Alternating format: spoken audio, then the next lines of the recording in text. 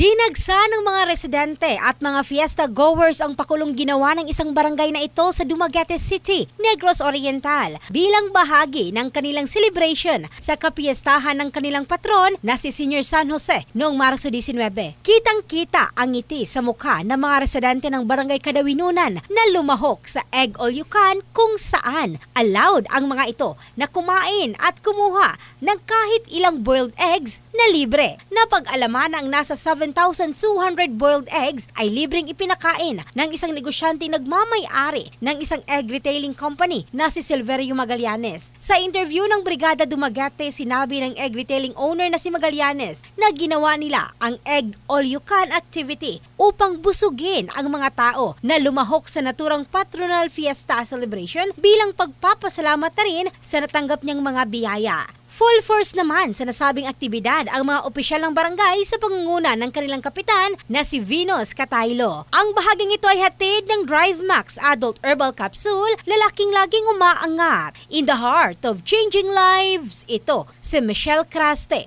ng Brigada News Philippines, the Music and News Authority.